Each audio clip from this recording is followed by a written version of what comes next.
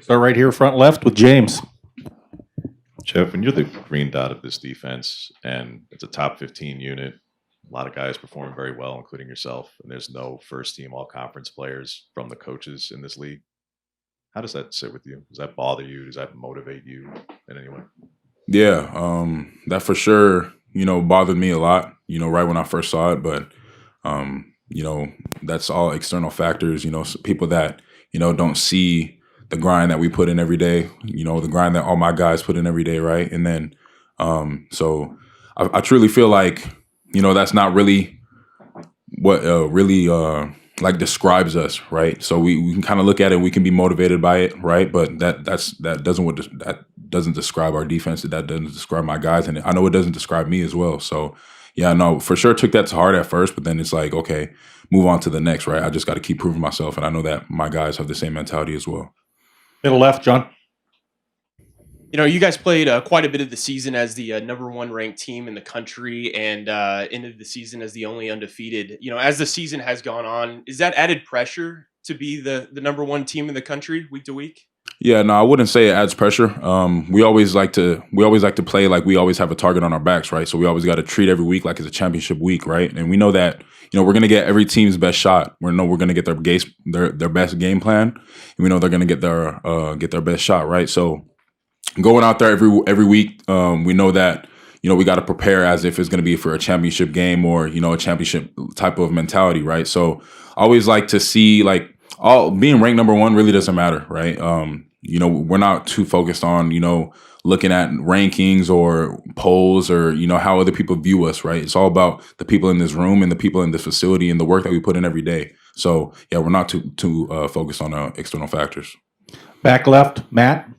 Jeff, we always hear yourself or coaches talk about getting better every week, striving to find improvements. Where has this team improved since you last played Ohio State in mid-October, you feel like? Your defense. Defensively? Yeah. Yeah, I feel like we've tremendously improved in all factors. I think every category that we've improved on. I don't know the numbers statistically right now off the top of my head, but I think that, just looking at our film week to week, guys are, getting to the quarterback more, creating more havoc in the backfield with, TFLs or whether that's batted balls at the D-line position, right? And I know that in the back end, we're playing, tremendous football right now, right? And that's got to keep striving throughout. We go up, these last couple of games here, right? So I know that, like I said, the number off my head right now, but I know that we've been, trending in the right direction, I could say. So, back middle, Brett. Jeff, Bryce talked about kind of your guys' relationship on the field, off the field a little bit, and how certain moments during this season you've really come in and stepped up, obviously, to kind of help calm the team down during the biggest moments. How do you feel like your position as a leader on this defense has really developed throughout this season, and how important do you feel like it's going to be for you to be there as that leader come next week in the Rose Bowl? Yeah, I feel like I've grown just as a leader throughout week to week. Just being more vocal and like you mentioned or like Bryce mentioned, when those tough times do come up in the game where defense may not be playing the greatest or offense isn't playing the greatest. Not only being able to go and talk to my defensive guys on the sideline, but then also get the voice and have an input and a voice on the offensive sideline as well, right? Bringing guys up at the end of the third, going into the fourth, right? Just telling them that we got to finish, right? And then talking to guys in the halftime locker room, just keeping guys motivated. And I think that's something that I've been challenging myself to improve on every week, right? So I just got to keep getting better, and I feel like there's so many more places where I can improve as a leader, even more, being more vocal to a point where, guys are kind of getting annoyed of me, talking in practice or, making sure I'm checking in with guys, but, just keep trending in the right direction. Back right, Aaron. How beneficial was it to kind of have that first round bye so you could take some time after that Big Ten championship game to self-scout? And how motivated is this team to kind of prove that you guys can perform a little bit better than you did, especially on the defensive side in that Big Ten championship game? Yeah, I think having the bye really benefited us a lot. Just getting our bodies back. Getting a little break from football. Mentally and physically, right? So having some time to just sit back and look at the film, look at the self scout. Look at from the last time that we played these guys, and then from week one to where we've grown, and seeing where we can improve on as a defense and as a team as well.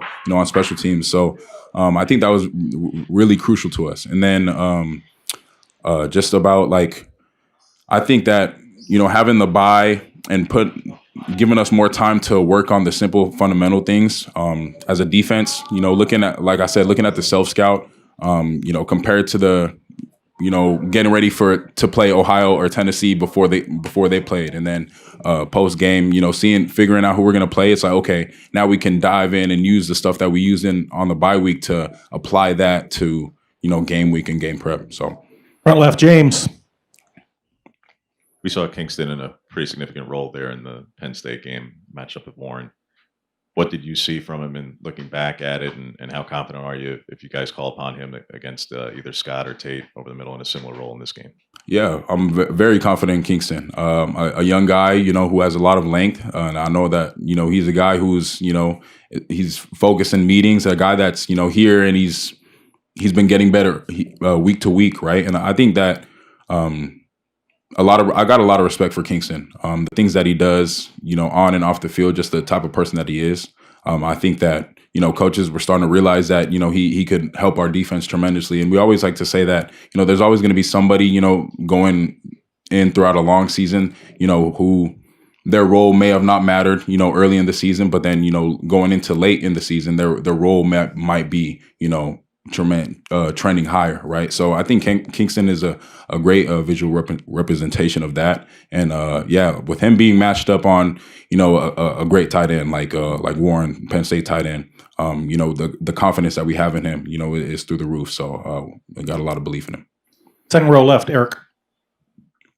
Mateo's growth this year is pretty obvious and apparent from what we saw last year. What has that done for your guys' defense, just the steps he's taken? What has that unlocked or opened up for you guys? I think that's unlocked a lot. A guy who can also drop in coverage, but then a guy that who's also good with the ball in his hands and can make game-changing plays, like you guys seen at the Wisconsin game. And then a guy who creates a lot of havoc in the backfield and who's an issue for offensive linemen, right? So always having guys like that on the edge, like Mateo, Birch, and Tatum, I think those are guys that you want on your team, and guys that who know the playbook, and guys who communicate on the front line, right? It's really rare for to have edges that communicate just as much as they do, right? So I think it's very crucial, and I'm so grateful to have Mateo. Front left, Zach. Because obviously didn't have Birch last time you played these guys. How we know what he can bring as far as execution on the field, but how much has he brought to you guys as far as preparation for this game goes? Yeah, he's brought a lot. Just having him back into the game plan, I know that he's fired up to play these guys. Just like you said, he wasn't with us for the first time seeing these guys, so I know that he's going to be fired up. And then, getting him back into the groove, to the game plan. He was there for the mental preparation last time, but now he's physically, getting ready for these guys. So I know that he's fired up, and I know that he's excited to let it roll. Middle left, John. Kind of a two-parter here. One, did you watch Ohio State Tennessee live when the game was going on? And two, were you surprised Ohio State jumped out to such a big lead early in that game? Yeah, I was watching it live. I was watching it live with a couple of buddies, a couple of guys on the team, and then Ohio State playing at home. I know that that was going to be their last home game, right? So I knew that they were going to come out, on fire. So I'm not surprised with how electric they were on offense and defense, right? And then I wasn't surprised at all, but excited for this opportunity. Back left, Matt. I know the first couple weeks of the season you dealt with some injuries that impacted how much you could play, but you haven't had to play every down like you've had to previously. How has that helped you, and how has this helped this defense? Because you're playing well, and the defense is also playing well despite you not having to play as much. Yeah, I think that just goes to the coach's plan, just keeping me fresh, and that means that we're having a lot of guys that can play valuable snaps for us, right? So you can't look at that as a negative that I'm not playing as much as like I used to. I'm still playing good snaps, but then we're still playing elite defense, right? So it means that other guys are developing, which is a good thing, and then that also means that guys are starting to learn. The defense guys are starting to gain more trust and belief in one another, and that means we're headed in the right direction, right? We always talk about power unit. Coach Lupoy always likes to talk about a power unit in our defensive meetings. So that's where it shows up right there, and then that also goes into the trust and belief that I have in my teammates as well, for them to go out there and do their job at a high level. Back middle, Brett. Jeff, it's not often that we get to see the same teams face off against each other multiple times in a season. You had that experience last year against Washington. Now you have this year and against Ohio State. Is it easier in situations when you get to face a team a second time? Is it harder? Is it the same? Just what's your experience with that? Could you repeat that? Sorry, the end. Sorry, you don't. Obviously, there's not often that teams get to face the same team multiple times in a season. When that happens, from your experience, is it easier? Is it harder? Is it about the same? Just what's it like in that type of a situation? Yeah, I would say it's about the same, because right, playing the team the first time, you have the game plan, right? But then seeing them again, you have the game plan again, and it's like, okay, how much better can we make the last game plan, right? To make it not as much as a close game, or to not miss this many opportunities, or let's fix these corrections from the last game, right? So I think it makes it the same, but then also makes it even better, because now you have time to actually go look at what you did wrong from the previous game, and then apply that to the game that you're about to play. We're going to go to the Zoom. Ryan Clark, if you can unmute yourself. Hey, Jeff. Just throughout your college career, who have you learned from? Who are the people you have learned from about what it means to be a leader in this type of space? And what are maybe some of the biggest things that have stuck with you? Yeah, early on in my freshman year, I would have to say guys like Kayvon Thibodeau, guys like Verone McKinley, just learning from those guys, and how much they use their voice to impact others, and guys like Noah Sewell, a guy that I played next to for a couple of years, just people that I feel like really took me under their wing and really applied that. Showing from their work, their leadership really showed up from their work, and it really didn't show up from just them talking every day, going out there, hooing and hollering, right? It really showed up from how they show up to the facility, how they carry themselves on and off the field, and that other people are going to follow. So those are a lot of people that impacted me my freshman year. Last question will be Scott Reed. Scott, if you can unmute yourself. Thank you. Hey, Jeff, Tosh talked earlier about the importance of playing against guys like Tez Johnson, Evan Stewart, Trayshawn Holden, elite receivers and elite playmakers, and helping prepare. Talk a little bit about how going against a guy like Jordan James, who's similarly built to Travion Henderson, helps you get ready for that rushing attack from Ohio State.